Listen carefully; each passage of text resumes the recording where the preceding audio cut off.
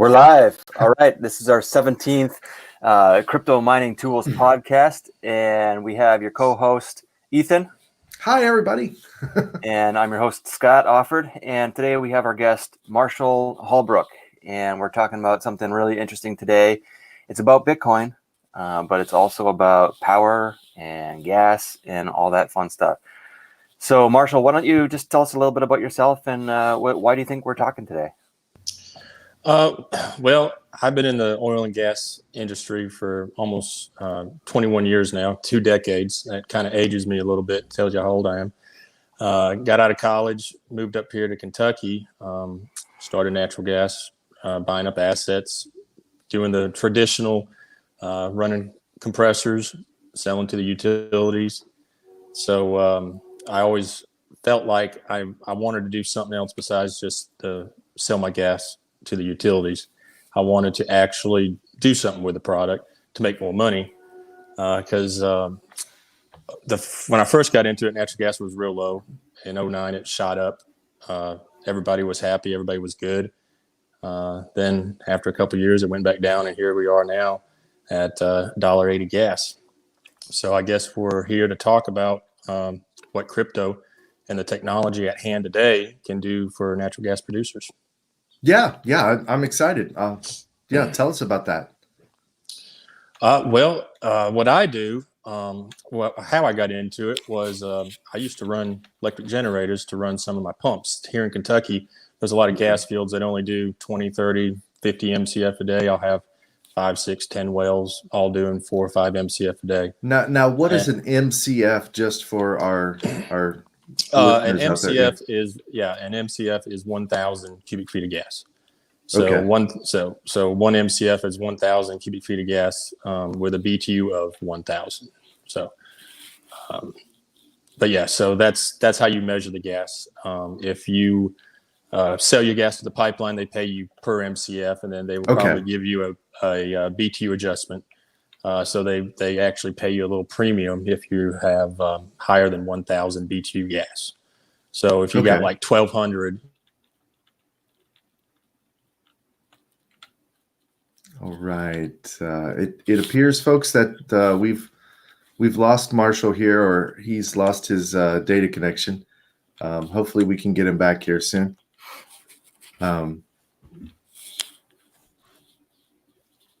Hopefully his battery didn't die on his phone. Yeah. We've had kind of a kooky morning this morning. Lots of technical glitches. Hello, Marshall, can you hear us?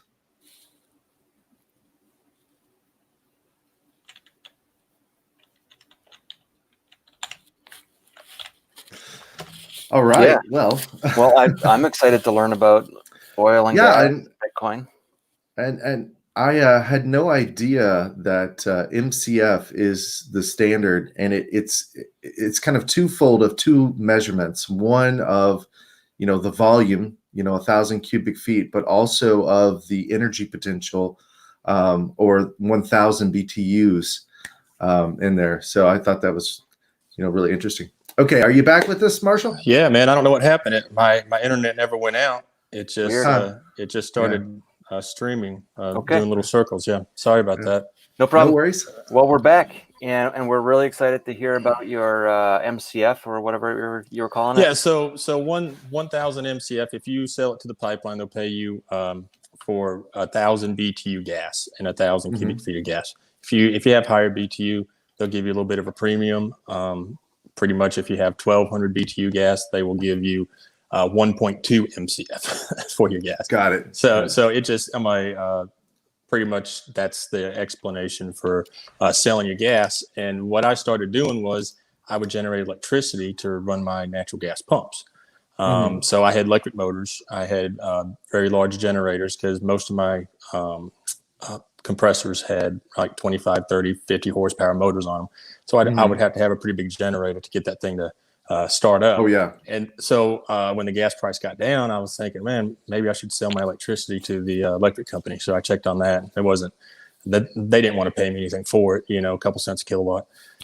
So I started researching, doing some investigation, and back 4 or 5 years ago, I guess about 4 years ago, everybody was talking about Bitcoin. And I was like, what is this Bitcoin? And I started looking at that and I thought, everybody keeps talking about how these ASIC miners use so much electricity.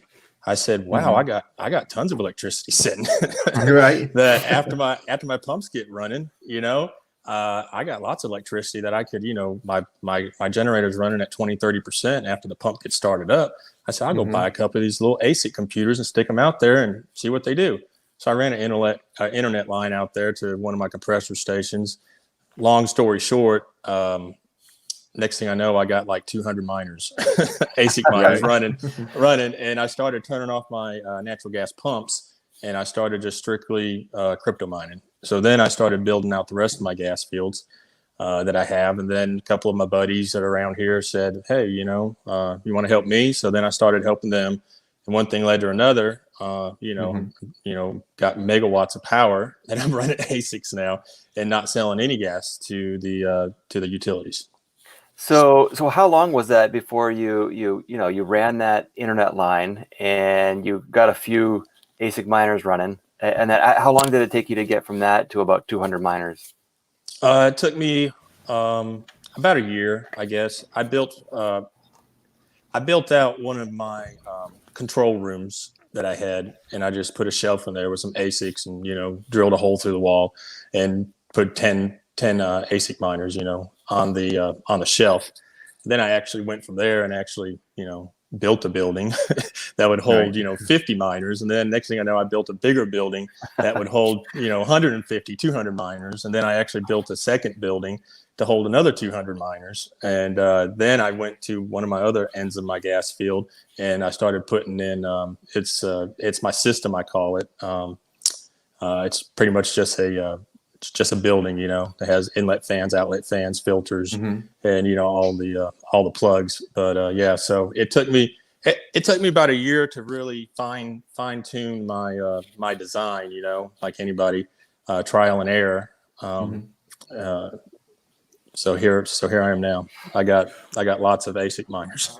What was the biggest hurdle, the biggest challenge that you had to overcome so far? I mean, obviously, maybe there's more down the road, but so far, what was the biggest thing that got in your way that you had to, work around?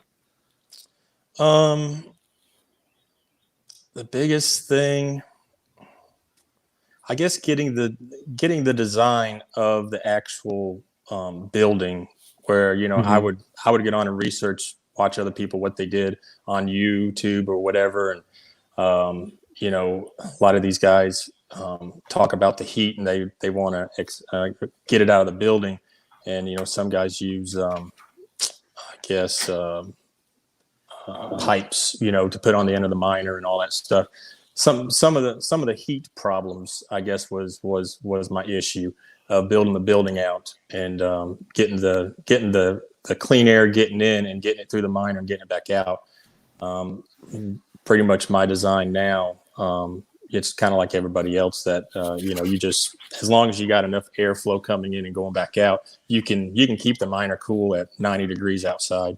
And then also, I guess the insulation in the building. I don't know how some guys their containers, if they're insulated or not, but I found out if you insulate where the miners are at, that helps keep them cool to where sun hitting on top of the roof or hitting on top of the container really starts to heat up, and then that heat comes through and into your miner room. So remind us again, where are you doing this? In Kentucky.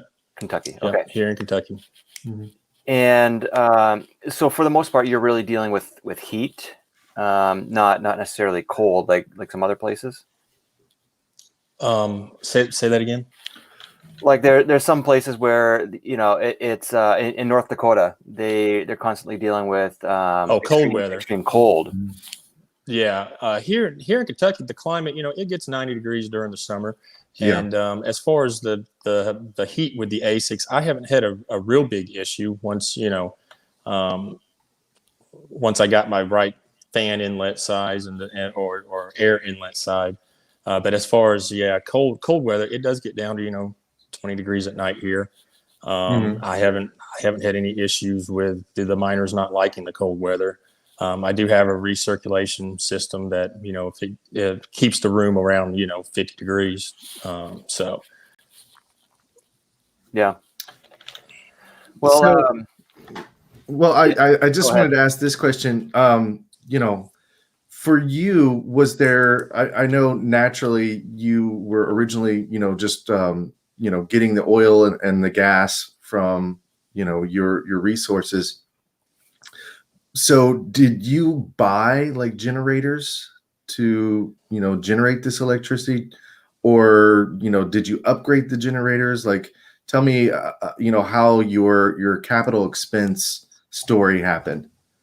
So I had bought generators, and that's what I do. I just buy a generator. I usually buy used generators that they pull out of school systems, government buildings, stuff like Okay. that. So I got a couple brokers. Upgrading infrastructure. Yeah, exactly. So I buy used generators. So I had bought the generators already to run my natural gas compressors, and so I had a lot of power sitting. But as I continued to develop the rest of my fields, I had to buy more generation just because to run the pumps, it doesn't take as much power as it does to run the ASICs. So, when I have 500 MCF that I got to build out, I had to buy more generators, and I actually scattered them across my system. Okay. And so I probably got eight little containers that I have, 700 miners in scattered across one of my fields. So I started, doing where I already had generation at the compressor site. Once I maxed that out, I said, okay, well, I'll go over to so-and-so's property and I'll talk to him and tell him I'm going to stick this little container out here that's got a satellite on it and have a generator running to run the rest of my ASIC. So a lot of my areas have just satellite uplink, and it works great. Really, you haven't had any remote. issues with the lag with the satellite? No, not at all. No, because I'm like ASIC computers. I'm like they just put out a kilobyte of information every 5, 6, 10 seconds. They're just constantly sending little kilobytes. So the satellite can totally handle that. Really? Okay. What about I've dealt quite a bit with satellite data transfer, and they have a cap per day. Are you getting anywhere near your data caps per day? Oh, the satellite company I use, I get unlimited up and down speeds. Oh, I get okay.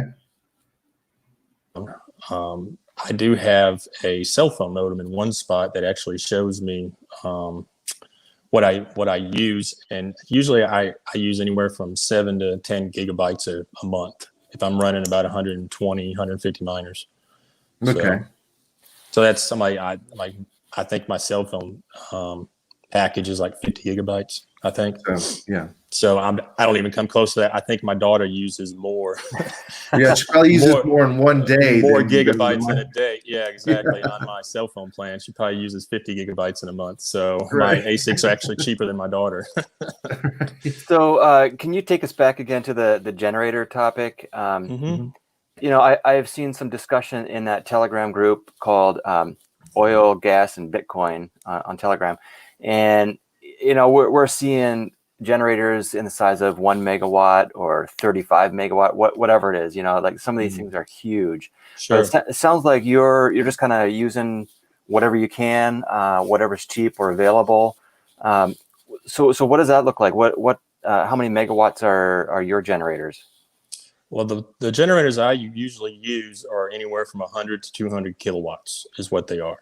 So on let's say it's a 200 kilowatt, I'll stick that and run probably almost close to 200 miners with that.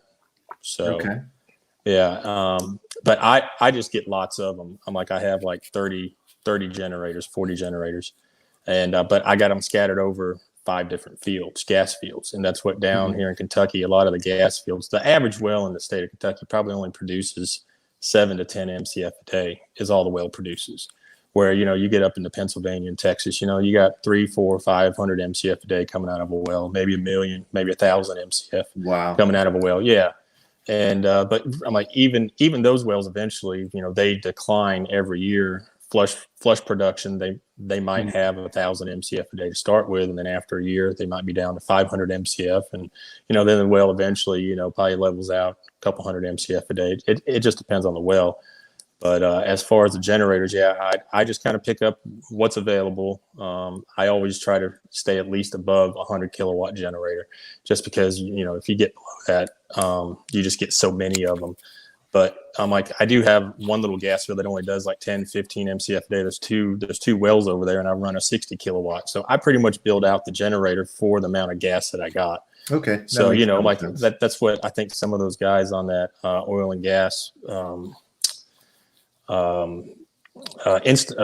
Telegram site, it's like the producer has to kind of let you know how much gas they got, and then you design for the system, for the gas. And there isn't just one. So what do you do about that kind of potential volatility where the supply might be changing? Like you said, after a year, you might be getting less production.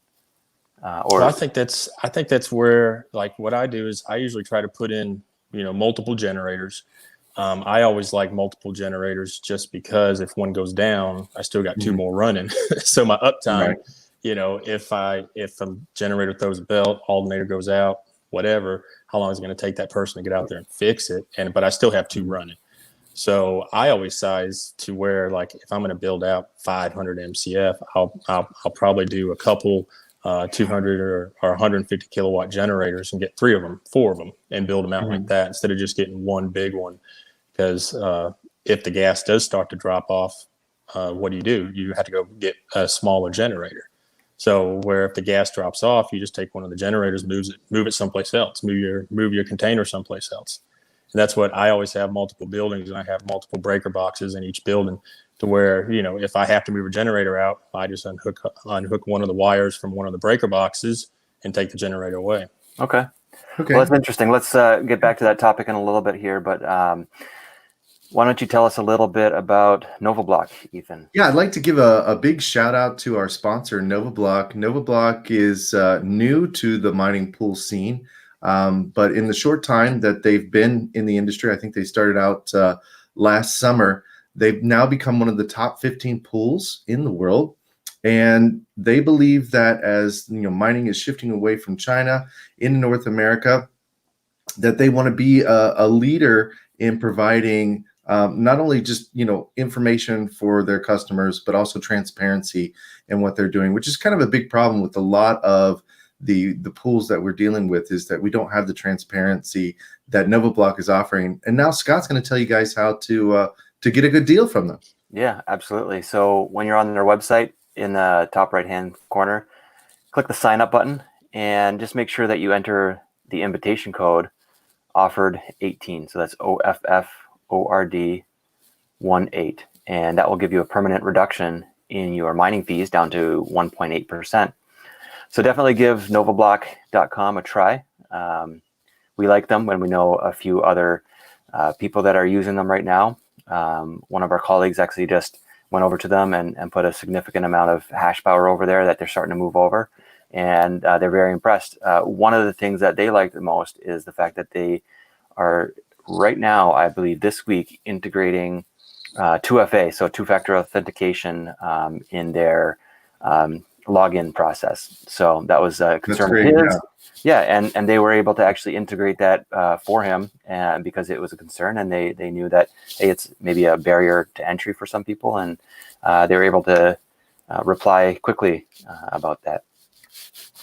Yeah, I just want to kind of reiterate that I recently moved over all of my hash rate over to NovaBlock, and it was because of I'd gone with all the big popular or main pools. And, I was consistently seeing hash rate dropping off. And when I would call the data center, they would look at their specs and the boards were still hashing. But when I was looking at, my pool, it was showing that, a board was down. And I was like, this has got to stop. So I went over to NovaBlock, and so far, no problems at all. Yeah. Well, excellent. So, Marshall. Yeah, yes. I mean, I'm just intrigued about what you're doing, and it sounds like So you're maybe doing it a little bit differently or a lot differently than other Bitcoin miners are doing it and other gas producers are doing it. And it sounds like what you're saying is, forget about what's the term you use, big pipeline or big oil, and let's just do it. Make real money here. Be dynamic and modular. Yeah, I'm like, especially in the Appalachian Basin, which is, kind of Tennessee, Kentucky, and Ohio. Most producers only have 100, 200, 500 MCF. I'm like, there are the big boys that produce 5,000 MCF a day, but they have like 200 little gas fields. I'm like, all these wells around here were really drilled back in the 80s, 70s and 80s, like up in Texas and the Pennsylvania. They've been drilling up there, but nobody's really been drilling that much in Kentucky and Ohio. They've tried to horizontal some stuff up in Ohio, but they thought they were going to get the Marcellus down in Ohio, and it just didn't work out. So you have to build, if you're in the Appalachian Basin, for the little guys. And the little guys are really getting hurt right now because natural gas is only $1.80, $1.82. I checked it on Bloomberg there the other day, but it might have gone up a little bit. But it's been staying below $2. We've had a very, very mild winter where they haven't pulled gas out of storage, which the brokers on Wall Street always use that. They watch the storage figures. If they take a lot of gas out of storage, you'll see natural gas go up, because they got to put that gas back in. Yeah. But out of the 30 trillion cubic feet of gas a year that we produce in the United States, I'm like, about 20% of it comes from little producers like me who, used to sell my gas to the pipeline company. People that have 500 MCF and less is probably the 20 to 25% of the producers in the United States.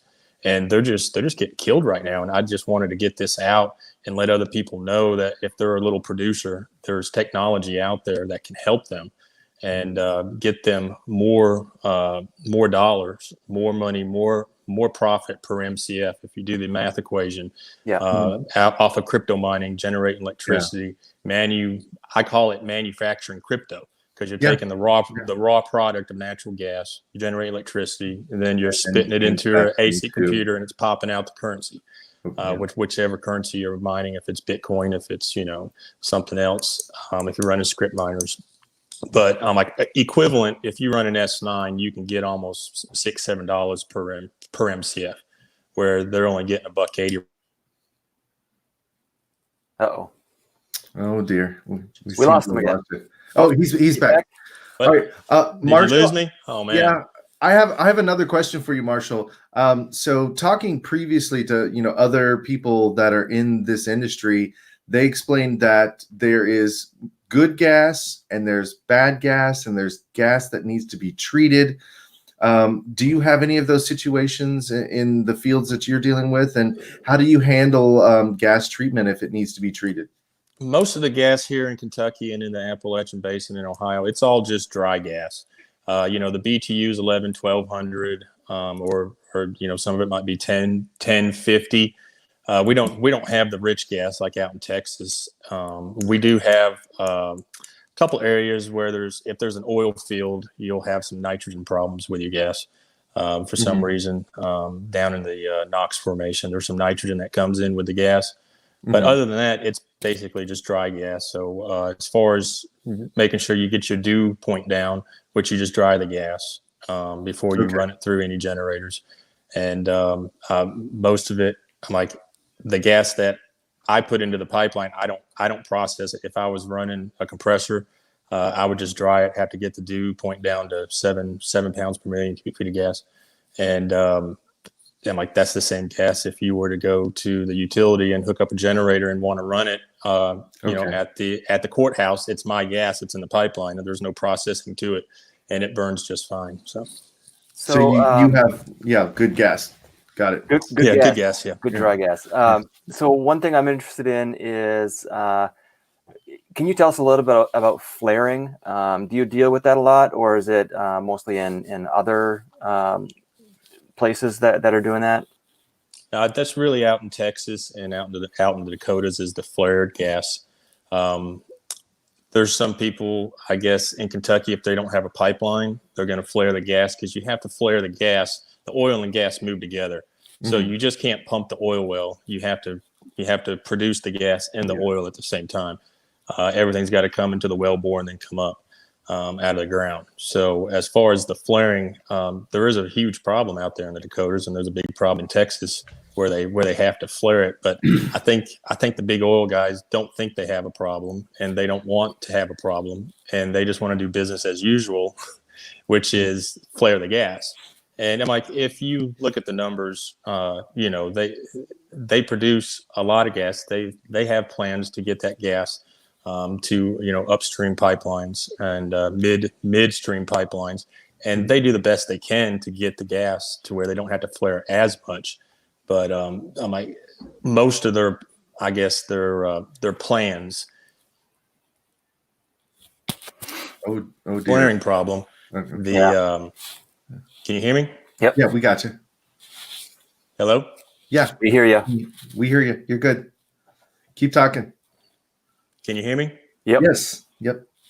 I don't know. I can't hear you guys. God. Maybe his screen went on power save or something. Yeah, that's a possibility. All right. So while he resets, that's very interesting. All the different types of scenarios, from very small to very large enterprise. But I'm going to talk now about mining disrupt. Woohoo! Yes, I can't wait for it to happen. It's happening in July this summer. It's down in Miami, and it is going to be awesome. Scott and I are going to be, main front and center contributors there, and we're hoping to do a lot of exciting things. So we hope to see you down there in Miami. Come say hi to us. We'd love to talk to you. Scott, go ahead and show them how to get a good deal. So July 23rd, July 22nd and 23rd. Why don't you just go to 2.tools/mining-disrupt. Sorry, spelled it wrong here. And if you go to to.tools/mining-disrupt, it'll actually bring you to the Eventbrite page. And on Eventbrite, it'll show a discount. Actually, I already bought my ticket, so instead of instead of saying offered Scott discount applied, it says you're going to this event. So anyway, on Eventbrite, if you use our URL, it'll bring you here and it'll give you a discount on tickets. So yeah, we're definitely looking forward to this event.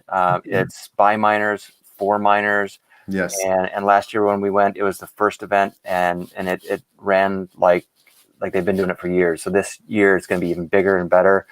So all of our prospects, our competitors, our all the ASIC manufacturers, everybody is going to be there. So everything about this industry, it's going to be a hot spot, and it's only going to be better than it was last year. So that's why I'm so pumped. Yeah. All right, we have Marshall back with us here. I can hear you. I apologize. Welcome back, Marshall. You must be I don't know if it's my field or internet something, No, right? I'm at my office. I pay a lot of money for this internet here, but I probably should have gone to one of my farms. I probably got better internet out there than I here at my office. So, Marshall, can you give us an idea? Everybody understands, the cost per kilowatt hour. Mm-hmm. I think that's a very good common denominator. If you give a number out, people are like, oh, wow, that is something. Can you give us a rough idea of, you're converting this gas into electricity? What is your rough or general cost per kilowatt hour for this electricity? Okay, so the cost comes down to how much you pay for your fuel and pay for your generators. Mm-hmm. Depending on how you want to depreciate your generators you purchase. I try to do 2-3 years for a little small standby 150 kilowatt generator that I'm running at probably half capacity. Some of the bigger generators, they can last 70,000 hours. Yeah, maybe every 30,000 hours you rebuild them. Rebuild the top end of the motor, stuff like that. I'm like, you would probably have to give it to your accountant and find out how much you can depreciate it. But I'm like, it comes down to how much you pay for your gas, how much you pay for your equipment. If you're a producer, the cost to actually fuel the generator is really little to nothing. It comes down to if you're going to, let's say, generate 100 kilowatts of prime power, which it would cost you probably about $6 a day of gas for a producer. And the way it works so great for a producer who has the gas, who owns the gas, has the leases, is the fact that you have the gas lease, so you already own 87.5% of the gas. So you have to buy the other 12.5% from the landowner. So pretty much your fuel cost is the expense of paying the landowner for the other 12.5%. Yeah.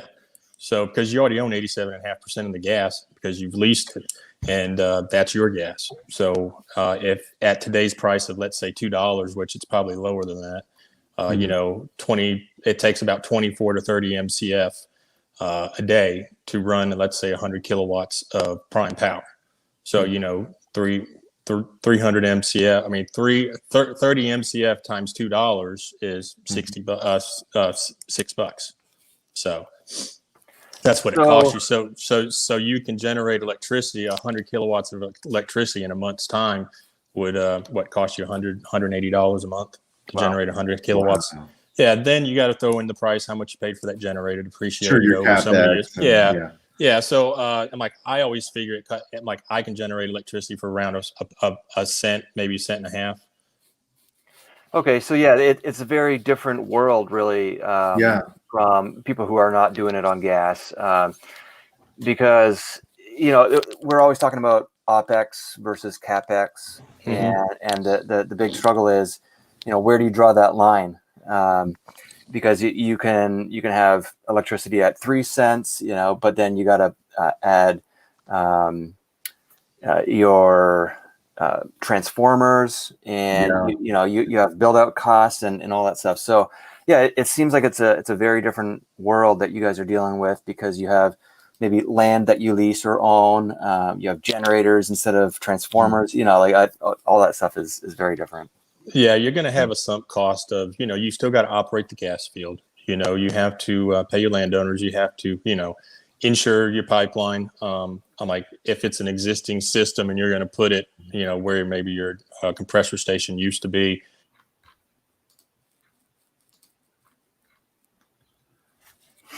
All right. It looks like, okay. Hopefully he'll come back here. He's frozen with a look of fear on his face here. Right. He's like, oh.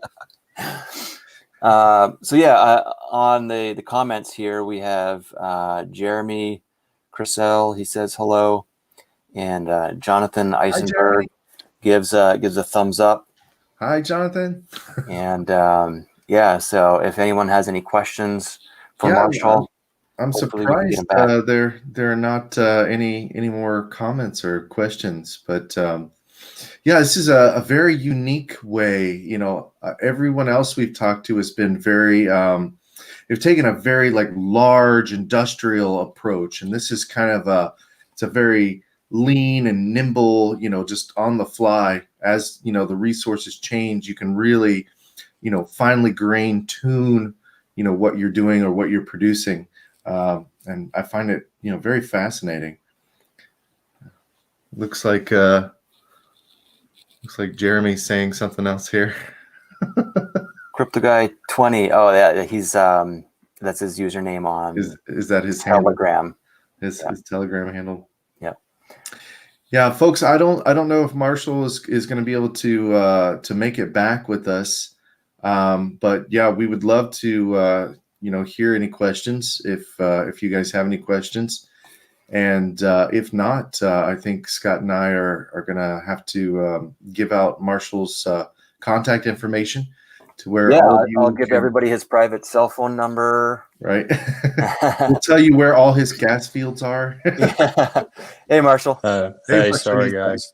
This is getting frustrating. I apologize so bad, but everybody's gonna have their sunk cost of buying the miners, buying the containers or whatnot.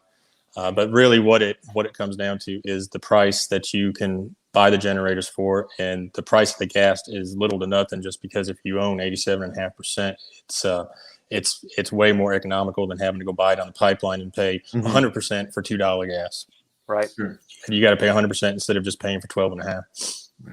Well, Well, thanks Marshall- for being with us today. We're going to wrap it up. And why don't you just tell people how they can contact you? how we can reach out to you. Yeah. Sure. I got a website. You can go to bit-gas.com, and I have a contact form that you can fill out, and it'll send me a little notification on my phone, and I'll get back to you.